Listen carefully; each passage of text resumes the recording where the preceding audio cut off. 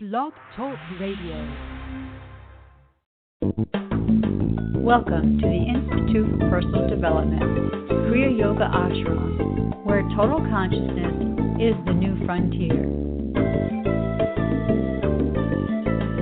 Kriya Yoga is union of the individual with the divine. Join us as we explore the practices to initiate this process.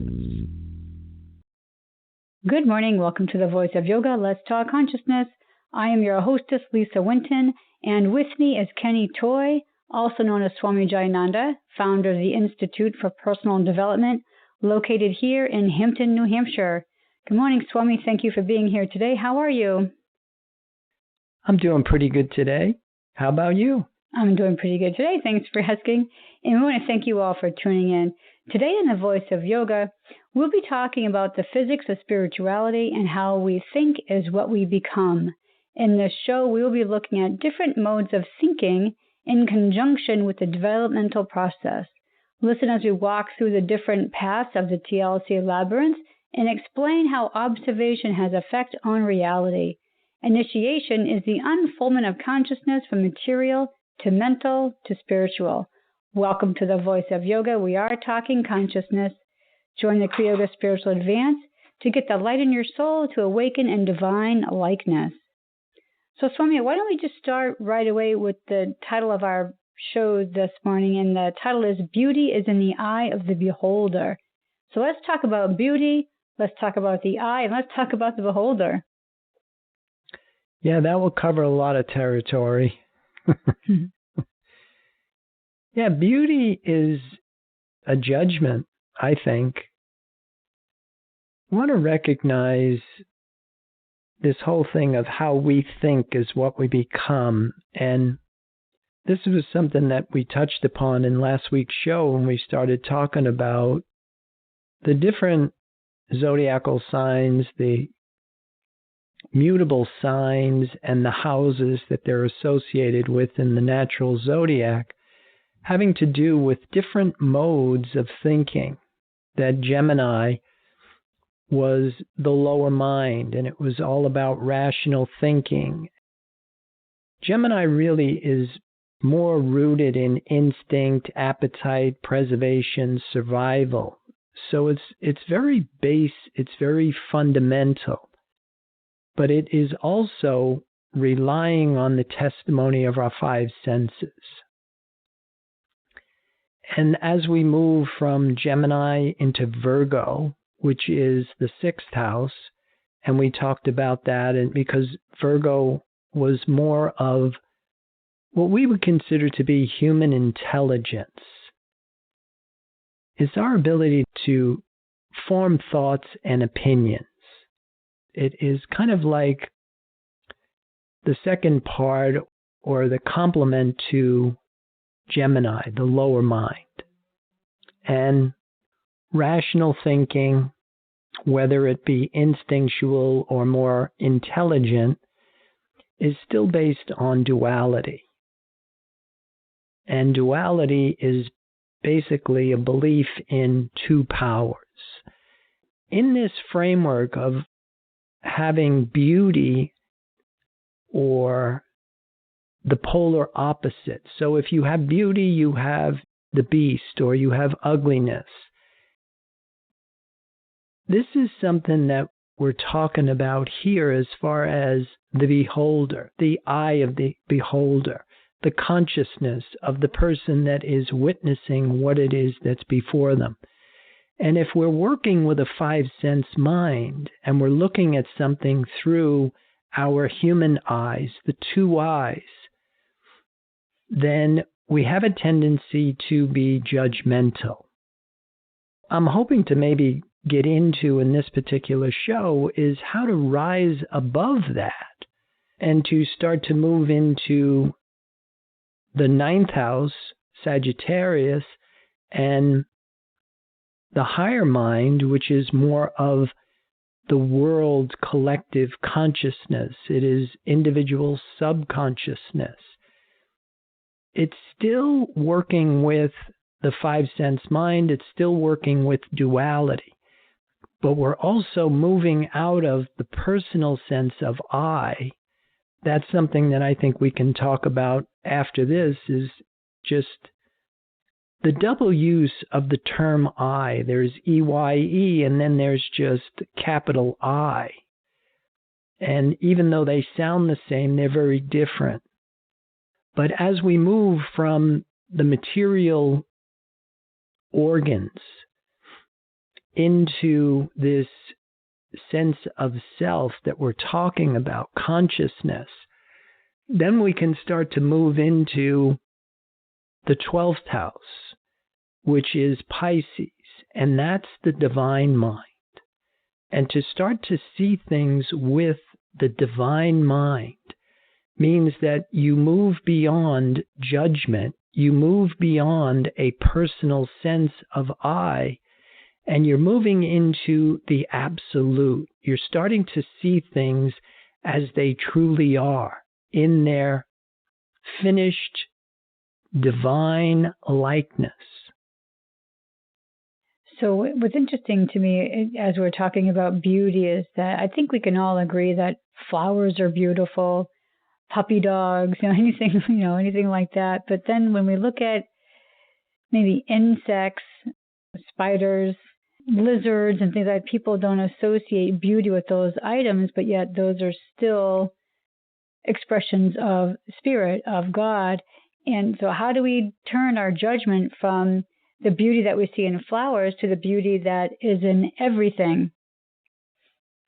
Right, and that means we have to move away from the testimony of our senses, because just like what you're saying, I mean, the concept of flowers, in that genre alone, there's weeds, and then there's what people call beautiful flowers. And it's very individual. It's subject to individual interpretation, because some people think dandelions are beautiful flowers, and other people think they're weeds. Again, that's all part of human thinking, judgment, and it all comes under the law of karma. Even insects, if you really drill down with some of these insects and you look at them, they're phenomenal. And there are some people that have an attraction and a love for that. And there are other people that don't like puppies. So this is stuff that's all subject to interpretation. And what we basically try and do is that we try and group ourselves and herd up with people that are of like-mindedness of us. But as we're moving out from lower mind to mid-mind to higher mind to divine mind, there's a quantum leap when you now start to forsake the testimony of your senses and you start to look beyond what is reporting in your mind, and you start to see what's invisible and intangible is really something that is beyond good and bad, beautiful and ugly. And it is reality in its completed form. And as we start to acquire a taste for this, and we start to immerse ourselves in it and live out from it, then you have a whole different perspective of what you think life is.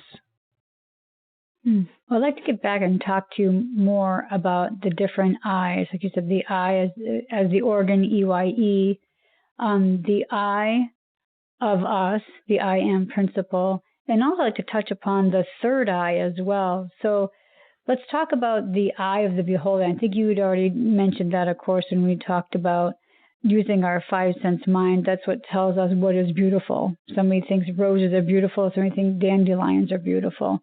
But let's talk about how do we exercise the I of our being, and how do we exercise that to the true beauty of the world, or the true beauty of spirit? I think interpreted as an unfolding, that as we start to move from being instinctual, emotional, reactive, And now we start to become more intelligent, and then we become more worldly in our perception of things. Even, say, for example, moving from being self-absorbed with the sensations in my personal body to being aware of that there are other people out there, and they have their own wants, needs, and agendas. And then starting to see things happening maybe on a larger, more global level, where we're moving from a pre-personal sense of awareness to a self-personal sense of awareness to a super-conscious sense of awareness. And this is happening as we are evolving and growing and moving beyond just seeing ourselves as a separate entity. And as your identity begins to transcend the limits of a physical form into a mental concept of yourself, and eventually into this spiritual concept of yourself, that is when you are starting to move into the awareness of this I am. And I really like what we say in Kriya Yoga, Aham Brahmasmi. I am the creative principle. And it's a 180-degree view of who we are when we identify with ourselves as an individual person with an opinion. Well, I know in preparation for the show, we had spoken earlier about the fact we have like 2 physical eyes. There's 2 ears, 2 nostrils, and then you had mentioned that we have 1 mouth, and we also have that third eye, that one eye. Is it that we have to, our senses, we need to take them out of our organ eyes that we have and focus through the 1/3 eye? Right, that whole concept of making thine eye single. And I think a great example for this is, if you are more science-based, is the whole thing of the evolvement of the double slit experiment in quantum physics, where they started out with a single slit, and they shot marbles at this slit, and on the screen behind the slit, they had a particular single slit particle pattern that formed. And then they did the same thing with waves, and they wound up with a single slit wave pattern, which had a very dense center to it. Then they tried it with 2 slits. And the marbles, of course, they produced their particle pattern with 2 slits, which kind of resembled the 1 slit just doubled. But then when they did that with waves in the double slit, they wound up with a pattern that really was very different than just the single slit experience. They did the whole thing with electrons, which are tiny, tiny particles. They found that the particles were responding as if they were waves. And then they put this measuring device on it, and then they found out that it went back to a particle pattern. And so this was when they found out that observation had effect on experiment. Just like what you were saying, we have 2 eyes. So what we are looking at is basically, we're working with this theory that observation has effect on reality. When you move from looking with your human eyes or your material eyes to looking at something with the third eye, is almost like going from the double slit, which is where you have this interplay between particles and waves, and the observer setting the measurement for the collapse of the wave function. And then you move into the third eye, which is now you're looking, you make your eye single. Now it's like you no longer have 2 slits, but you have the 1 slit. And what you find is that with the 1 slit, you don't have the interference pattern that you do when you're looking with your 2 eyes. And that's what enables us to start to experience the clarity that comes with a pure sense of consciousness. Well, this is a good place to pause to hear a word from our sponsors. So listeners, we will be back with you in just a few moments. Kriya Yoga Theory 1, Human Development and the 8 Essential Stages of Kriya Yoga. This program is a comprehensive course that will help you get your arms around the science of Kriya Yoga. It provides a clear understanding of the goals and objectives behind yoga, along with the physics of spirituality. It includes the practices, supportive concepts of Kriya Yoga, and the process in human development, apotheosis, the process of the human becoming divine. A complete guide on how to become a human in the adult state. Get the light in your soul and experience the simplicity and joy of union with the divine. This course is available in live classes at the ashram or online with 8 videos or 4 CDs. Visit our website, www.ipdtransform.com, for more information.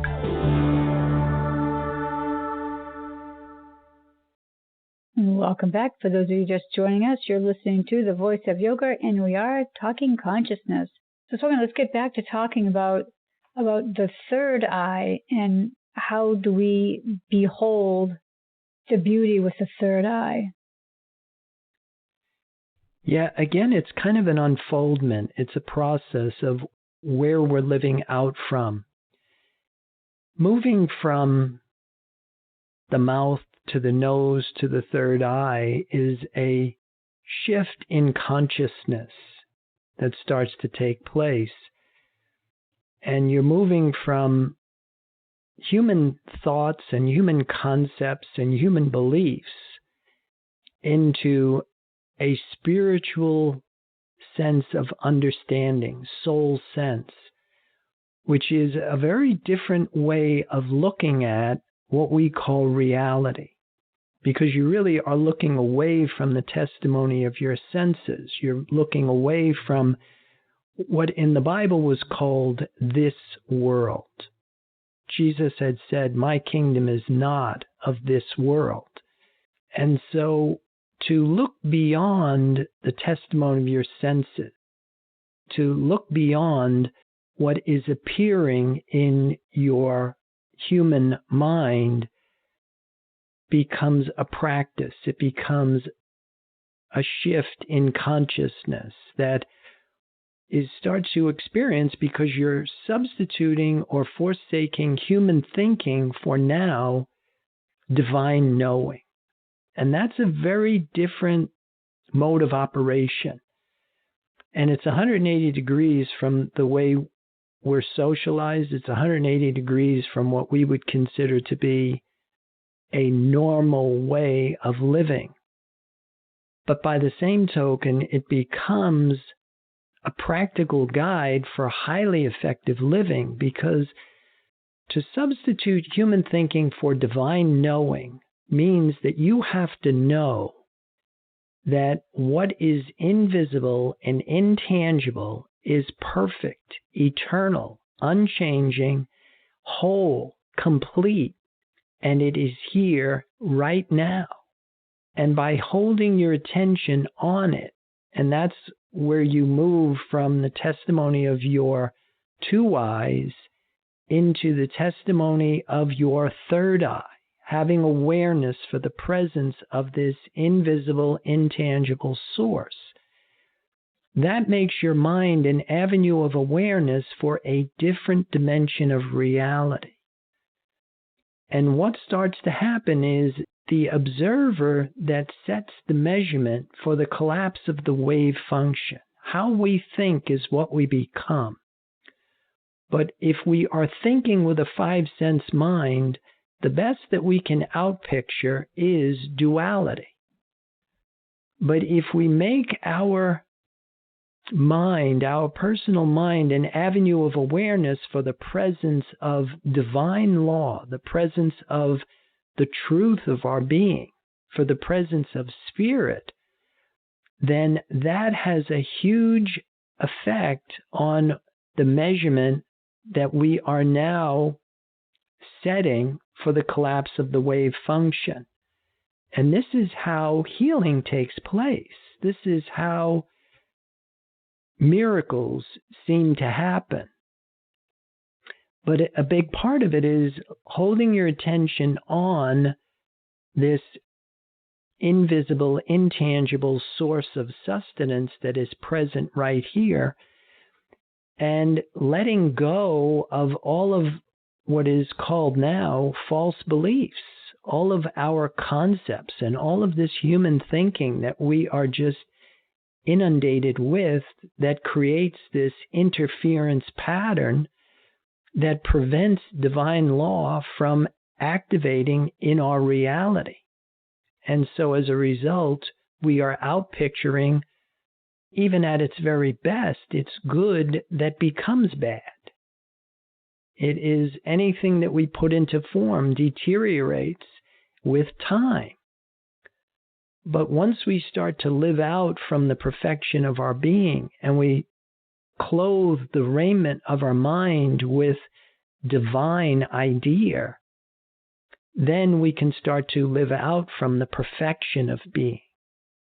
And when we do that, we move into eternity. We move into the changeless state of being. And it is experienced as bliss, wonder, awe. And the reason it's indescribable is because all of our descriptions and opinions are based on duality. They're based on a reality that's apart from this unified field, this unity consciousness that we're talking about. So what we want to do is when we look out at the world with our two eyes, our organs, we want to try to look at things not as if something is ugly and something is beautiful, because if we do that, then we're operating from a different level of consciousness. We're not operating from a divine consciousness. We're operating out of a human consciousness. Yeah, that's 100% right. And once we start to realize, first of all, how we're doing it, but also we open ourselves up to the opportunity that, and I love this phrase, repent, that we can think differently, that we don't have to accept the testimony of our senses, and eventually you start to realize that it's a false sense of existence. And the reason it's a false sense of existence is because it is not under divine law. It is not under the jurisdiction of the creative principle of this universe. And so you're living in the shadow of truth, and the only thing that is making it appear to be real to you is your belief in it. And as we start to awaken from this hypnotic state that we talked about last week, you start out with your toe in the water, granted, but the reason is that you're starting to learn from, not from what it is that is reporting in your five sense mind, but what is in your consciousness that is in harmony with the I of your being. And that's the capital I and not the EYE. Well, I want to recite a statement that we have in our notes, and I wonder if you could expand upon that for our listeners. And that is, our ability to form thoughts and opinions is of our belief in two powers, which is ignorance. It is ignorant because it is sowing to the flesh and void of the spirit. And just wondering if you could really drill that down for us. Yeah, starting to figure out what the Bible was saying as far as sowing to the flesh and sowing to the spirit, and what is it that I identify with.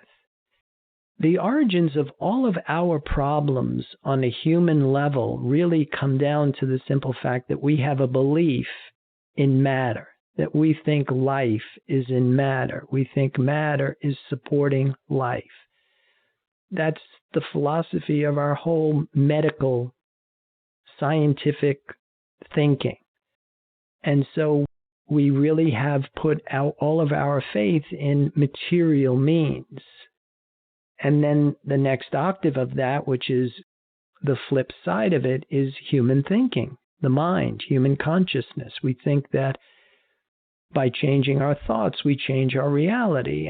And what we're finding, though, is that with these beliefs and these concepts and these theories, at best we're going to find is we can change finite bad to finite good.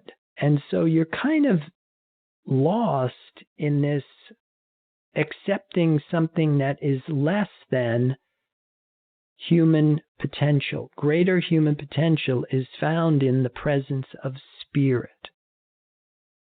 Our ignorance, or the term ignorance in yoga, comes from the term avidya, which is basically mistaking the impermanent for the permanent.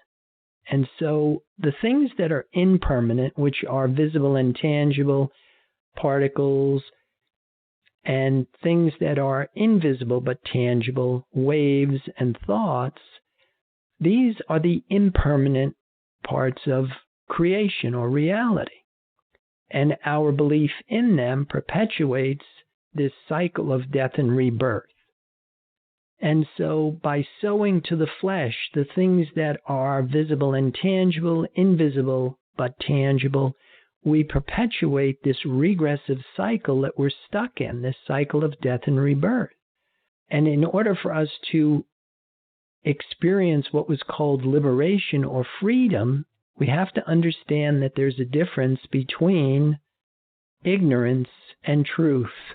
Mm-hmm. And truth is really the presence of spirit. And spirit is invisible and intangible. But when we sow to it, when we live out from it, it has such a dramatic change on our experience that we externalize that they developed all of these religions around it. And then as the origins of these religions, as you get further and further away from them, you start to see that they lose their potency. And so we fall back into these traps. And then we go with what we think humanly makes the most sense, which would be the testimony of our five sense mind. So we really need to kind of back ourselves away from having to have this need for beautiful things in our life, whether it's beautiful people or beautiful items or whatever it may be, and then understand that we basically don't even need any of that to live to the fullest. Absolutely. In fact, our attachment to these things, even our attachment to our physical body, becomes a barrier to us experiencing our impersonal spiritual sense of selfhood. The trade-off is one is mortal and the other is immortal. One is finite, the other is infinite. One is eternal, and the other one has an expiration date. Mm-hmm.